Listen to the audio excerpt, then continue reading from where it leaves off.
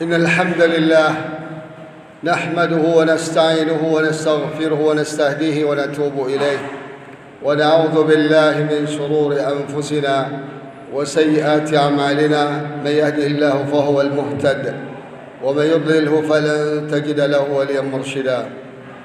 أشهد أن لا إله إلا الله وحده لا شريك له وأشهد أن محمدا عبده ورسوله بلغ الرسالة وأدى الأمانة ونصح للأمة وتركنا على المحجة البيضاء ليلها كنهارها لا يزيغ عنها إلا هلك. اللهم صل وسلم وبارك على نبينا محمد وعلى آله وأصحابه ومن اتبع هداه واستنى بسنته واهتدى بهديه وسلك طريقه وجاهد في الله حق جهاده إلى يوم الدين. أما بعد فيا عباد الله أوصيكم ونفسي بتقوى الله فقد فاز المتقون. قال الله تعالى في القرآن الكريم: أعوذ بالله من الشيطان الرجيم. يا أيها الذين آمنوا اتقوا الله حق تقاته ولا تموتن إلا وأنتم مسلمون. Kaum muslimin jamaah salat Jumat yang dirahmati Allah, mari kita tingkatkan takwa kita kepada Allah dengan menjalankan perintah-perintah Allah yang ada dalam Al-Quranul Karim dan perintah-perintah Rasulullah SAW yang beliau jelaskan dalam hadis atau sunnah beliau. Kemudian kita juga harus bisa meninggalkan apa saja larangan Allah Ta'ala yang ada dalam Al-Quranul Karim dan larangan Rasulullah SAW yang beliau jelaskan dalam hadis atau sunnah beliau. InsyaAllah dengan demikian kita akan sampai kepada derajat takwa yang sebenar-benar takwa. Salawat dan salam mari kita bacakan sebanyak mungkin untuk Nabi kita Muhammad SAW. Khususnya di hari Jumat ini Rasulullah meminta kepada kita umat yang setia kepada agama beliau, kepada ajaran beliau untuk berbanyak bersalawat kepada beliau. Allahumma salli ala Muhammad wa ala ali Muhammad.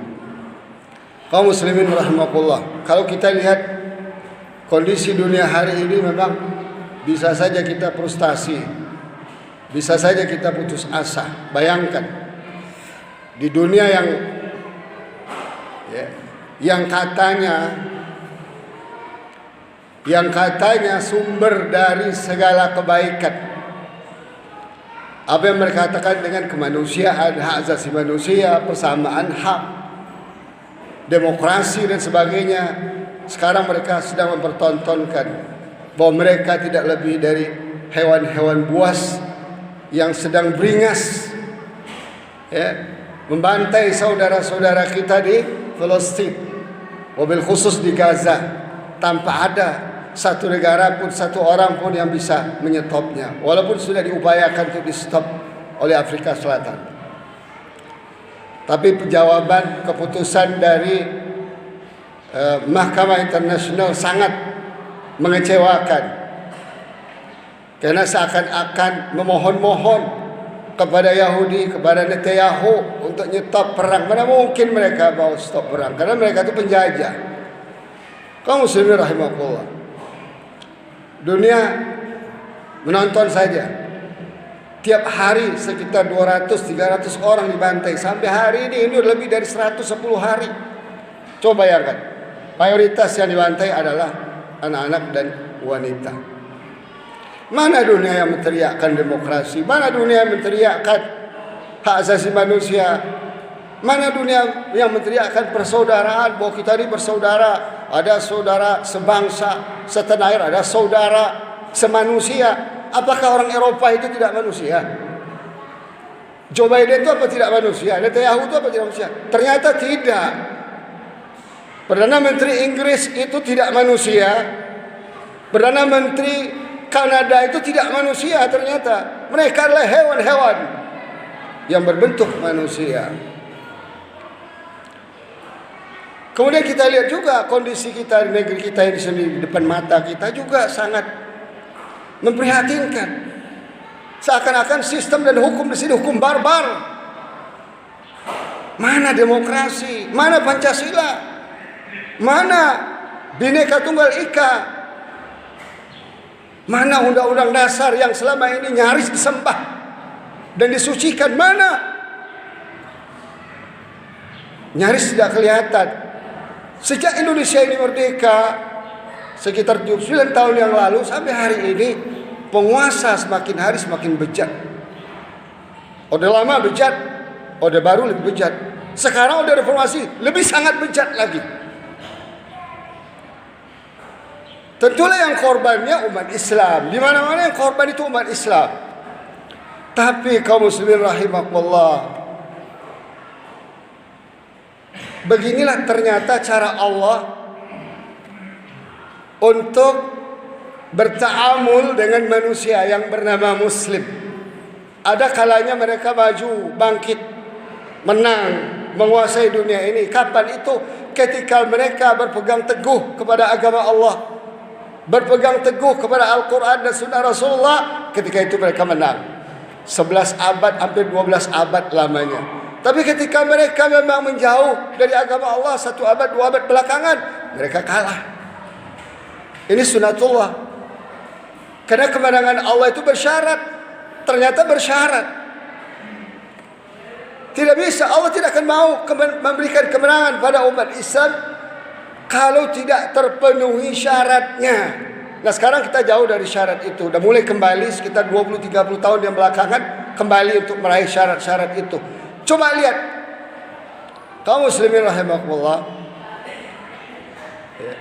soal janji Allah dan Rasulullah tentang kemenangan umat Islam, apakah dahulu, sekarang maupun akan datang sampai kiamat, itu banyak sekali dalam Al-Quran, dalam hadis. Dan kita bisa melihat sejarah umat Islam yang 14,5 abad ini, 11 atau 12 abad menang. Baru 1 abad ini yang 21 atau 1,5 abad ini yang kocar kacir begini. Dulu ada cerita ketika Baghdad dikuasai oleh Mongolia. Padahal Mongol itu jauh loh. Ya. Itu salah seorang jenderal Mongolia itu, salah seorang pemimpin militernya melihat ada orang berkumpul di satu tempat. Ya. Di situ ada seorang syekh, seorang ulama. Mereka ngeriung-ngeriung itu berkumpul. Lalu mereka bertanya. Si orang Mongol ini bertanya, lagi ngapain tuh kalian? Mereka menjawab, kami lagi belajar agama kami. Belajar agama kami. Kembali lagi kami kepada Al-Quran, kepada hadis Nabi SAW. Loh, mereka menjawab, bukankah Quran kalian mengajarkan, agama kalian mengajarkan bahwa kemenangan di tangan kalian? Tapi kalian sekarang kenapa kalian kalah? Kenapa kalian kalah? Terjawab oleh ulama itu, kamu pernah nggak melihat pengembala kambing yang ratusan ribuan itu, ya, satu orang saja bisa bawa kambing ratusan ribuan, tapi di sampingnya ada beberapa ekor anjing. Tahu nggak kamu untuk apa itu anjing? Kata si orang Mongol ini tahu, anjing itu gunanya untuk menegur atau menggonggong kambing-kambing yang mulai keluar dari safnya, keluar dari kelompoknya. Lalu ulama ini mengatakan, benar, kalian ini adalah anjing-anjing yang menggonggong kami sebenarnya. Makanya kami sekarang balik lagi kami kepada Islam kami, balik lagi kami kepada agama kami. Kalau kami sudah balik lagi ke agama kami, ke Islam kami, kalian akan dikalahkan. Ternyata terbukti setelah 3,5 tahun Mongol kalah. Subhanallah. Itu dilakukan saudara-saudara kita di Gaza, di Palestina. Mereka kembali kepada Allah sejak kapan? Sejak Intifadah 1987 Desember. 5 Desember 1987, Syekh Yasin rahimahullah dan 6 orang kawan-kawannya ulama lainnya mengajak masyarakat Palestina yang sudah takluk, sudah bertekuk lutut sejak tahun 1918 di bawah telapak kaki Inggris, kemudian diserahkan oleh PBB 1947, deklarasi PBB untuk diserahkan Palestina ke Yahudi, kemudian dideklarasikan oleh Ben Gurion negara Israel untuk Yahudi 1948. Sejak 48 ketika dilawan oleh mujahidin dari Ikhwan Muslimin dari berbagai negara sekitar itu, mereka dikhianati oleh penguasa-penguasa Arab yang ada di sekitarnya. Ternyata mereka sudah Zionis semua, penguasa-penguasa Arab itu. Sudah jauh perencanaan negara Yahudi ini sejak tahun 1897 ketika mereka melakukan pertemuan pertama Zionis pertama di Basel di Swiss. Kuasai negara Islam, jadikan tokoh-tokohnya orang-orang Zionis, orang-orang yang terlibat dengan Rotary Club, Lions Club, dan segala macam itu. Cuci otak mereka bahwa Palestina itu milik bersama dulu kata mereka. Sejak itu umat Islam tidur, nyaris hilang masalah Palestina. 67 Yahudi menyerang Mesir dan menyerang wilayah sekitarnya Suriah untuk mendapatkan Gaza dan West Bank. 67 selesai semua. Enggak ada satu jengkal wilayah Palestina pun yang tidak di bawah telapak kaki Yahudi. Oleh karena itu Yasin melihat, ini kalau tidak dikembalikan lagi umat ke Islam, kita akan terjajah sampai hari kiamat berketurunan. Lalu 87 beliau memulai mendeklarasikan intifadah. Alhamdulillah. Sekarang tahun 2006 saja diadakan pemilu, Hamas pengikutnya 60% lebih. Sekarang kalau diadakan mungkin 80% lebih atau sampai 90%. Artinya apa? Kembalinya masyarakat Muslim Palestina kepada Islam setelah mereka terjauhkan dari Islam, memberikan dampak hasil. Apa hasilnya? 7 Oktober 2023 sampai hari ini, yang rencana Yahudi, Amerika, Inggris, Perancis, Jerman, Kanada, Italia, Australia, dan seterusnya, Hamas akan dihabisi dalam sehari semalam. Sudah lebih dari 110 hari mereka semakin eksis binasrin minallah. Nah, ini pelajaran besar bagi kita. Kalau kita bicara soal zaman Nabi, zaman sahabat, zaman bagaimana Salahuddin membebaskan Palestina dari kerajaan Eropa, Prancis, dan lain-lainnya, bagaimana dibebaskan Baghdad dan sekitarnya dari Mongolia, jauh, mungkin sekitar 1000 tahun yang lalu. Bagaimana Muhammad Al-Fatih menaklukkan kota Konstantinopel, jauh, 700 tahun, 600 tahun yang lalu. Tapi sekarang depan mata kita ada ayat Allah yang sama, yang turun pada sahabat, turun pada Umar, turun pada Abu Bakar, turun pada Ali, turun pada Muawiyah, turun pada semuanya. Sekarang sama yang ayat yang turun kepada Gaza. Hendaklah kita jadikan pelajaran kaum muslimin rahimahullah. Bagaimana kemenangan itu bersyarat? Apa syaratnya? Allah kata, in tansurullaha yansurkum wa yutsabbit aqdamakum. Kalau kalian mau menolong Allah, Allah akan tolong kalian. Sekarang kita harus berkaca dengan perjuangan kita. Kenapa Indonesia merdeka? Karena mereka mendirikan takbir Allahu Akbar. Kendati pun sudah 3,5 abad dijajah, seharusnya tidak perlu merdeka lagi. Indonesia sudah menjadi bagian dari Belanda harusnya. Tapi karena teriakan Allahu Akbar, karena niat untuk menegakkan syariat Islam, sampai dituliskan dan dituangkan dalam Piagam Jakarta, wajib baginya bagi umat Islam menegakkan syariat Islam. Makanya Allah kasih kemenangan. Tapi setelah itu dibuang Piagam Jakartanya, ditipu kita oleh orang-orang sekuler, Soekarno, Hatta, lalu dibuang. Sampai hari ini kita menderita 79 tahun nyaris kita menderita di bawah jajahan bangsa sendiri, gonta-ganti penguasa zalimnya, atau dalam istilah hadisnya disebut mulkan jabriyahnya, gonta-ganti dari orde lama, orde baru, orde reformasi. Kita tidak akan mendapatkan kemenangan kecuali kita kembali kepada Allah. Itu satu. Yang kedua, kaum muslimin rahimahullah, umat Islam ini satu. Innamal mu'minuna ikhwah. Kita bersaudara. Enggak ada urusan dengan Indonesia, dengan Gaza. Kita semua bersatu. Jangan mau kita dibodohin oleh orang-orang nasionalis bahwa Gaza itu bukan saudara kita, Palestina bukan saudara kita. Enggak. Yang punya bumi Gaza Allah, yang menciptakan Gaza Allah. Ciptakan Jenin Allah, Al-Qudus Allah, Mekah Allah, Madinah Allah, Jakarta Allah, Indonesia Allah, Rusia Allah, Cina Allah. Semua Allah yang menciptakan. Selama di sana ada asyhadu an la ilaha illallah wa asyhadu anna Muhammadur Rasulullah, mereka adalah saudara kita. Artinya kemenangan ini akan global. Semuanya dijanjikan oleh Allah dalam Al-Quran dalam banyak ayat. Semuanya dijanjikan oleh Rasulullah SAW dalam banyak hadis bahwa kemenangan umat Islam akhir zaman akan bersifat global. Apa tanda-tandanya? Tanda-tandanya Yahudi bisa dikalahkan di Palestina, insya-Allah.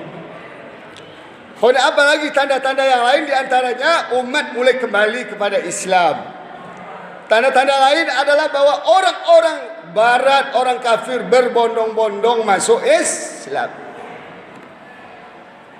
Mungkin kita melihat Gaza hancur berantakan, 30.000 saudara kita syahid. Oke, kita akan sedih. Tapi di balik itu, tahu gak saudara-saudara sekalian, di Prancis saja yang masuk Islam karena prihatin melihat Gaza, itu lebih dari 30.000 orang dalam 100 hari ini. Prancis saja. Belum di Amerika, belum di Kanada, belum di Jerman. Coba lihat, tiap hari mereka datang ke parlemen, datang ke pemerintahan. Mereka debat, pemimpin mereka bahwa stop genosida di Gaza. Bahkan berjuta-juta orang turun ke jalan. Apa artinya? Allah bukakan kebohongan Barat yang selama ini, bahwa kita bersaudara, kita demokrasi hidup dunia ini, kita menjunjung tinggi hak asasi manusia. Ternyata pemimpin-pemimpin mereka adalah Zionis semua yang tunduk kepada telapak kaki Yahudi dan diatur dan dikendalikan dari Tel Aviv semuanya. Coba kita lihat, berbondong-bondong mereka datang ke Tel Aviv memberikan dukungan, termasuk Elon Musk, pengusaha yang katanya cerdas, ternyata juga tidak lebih dari hewan, sama dengan saudara-saudara yang lain. Oleh karena itu kaum muslimin rahimahullah, pantas kita sekarang optimis. Kita sekarang bahkan harus optimis bahwa janji Allah akan terbukti. Inna wa'dallahi haq. Janji Allah akan terbukti. Janji Rasul akan terbukti bahwa di akhir zaman Islam akan kembali. Umat Islam akan menang. Umat Islam akan bersatu. Umat Islam akan mengembalikan kejayaan mereka kembali, atau apa yang disebut dengan khilafah ala minhajun nubuwah. Maaf, khilafah ini bukan milik Hizbut Tahrir. Mereka hanya mengkumandangkan, mengajak umat, tapi khilafah ini milik Allah, milik Rasul sallallahu alaihi wasallam. Suka atau tidak suka kita, sebagaimana yang dikatakan Nabi sallallahu alaihi wasallam bahwa desain Allah terhadap dunia ini, pertama adalah Allah lahirkan masa kenabian, dan itu berakhir dengan wafatnya Rasulullah SAW. Yang kedua dengan masa Khulafaur Rasyidin, berakhir dengan wafatnya Ali bin Abi Thalib. Bahkan ada ulama katakan dari Umar ibn Abdul Aziz. Kemudian Rasul katakan akan ada mulkan naud, pemimpin raja-raja yang menggigit, yang artinya sistem pemerintahan berubah dari syura kepada kerajaan, diwariskan per keturunan seperti sekarang yang diupayakan di Indonesia ini. Mau diwariskan secara keturunan, walaupun tidak pantas dan jauh sekali kayak panggang dari api. Setelah itu kata Rasul akan ada mulkan Jabriyah. Kapan itu? Ulama mengatakan mulkan Jabriyah itu dimulai ketika khilafah Utsmaniyah 1924 jatuh di tangan Mustafa, seorang Yahudi. Sempalan Yahudi yang disempalan Muslim yang disempalkan oleh Yahudi. Sampai hari ini mulkan Jabriyah itulah yang berkuasa di negeri-negeri Muslim. Tapi ingat, sekarang dengan bangkrutnya Amerika, bangkrutnya Eropa, mereka juga sudah mulai goyang. Harus kita bisa baca ini, karena mereka itu ka'annahum khusyubun musannadah, seperti pohon yang tersandar, ada sandarannya. Kalau sandarannya jatuh, otomatis mereka. Sekarang Amerika jatuh, Texas sudah merdeka, saudara-saudara sekalian. dari negara kesatuan Amerika, dan ada sekitar 20 negara bagian lagi akan menyusul. Dan ini sudah 20 tahun belakangan perencanaannya. Artinya apa?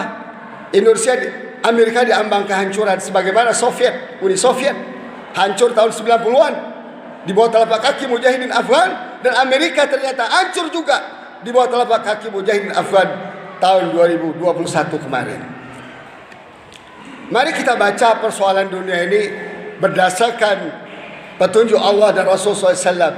Dari situ kita akan tahu menempatkan diri kita di mana. Sekarang kita hanya ada satu di antara dua pilihan.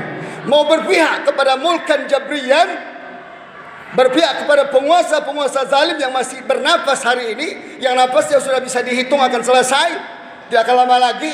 Atau kita berpihak kepada kebenaran, kepada Islam.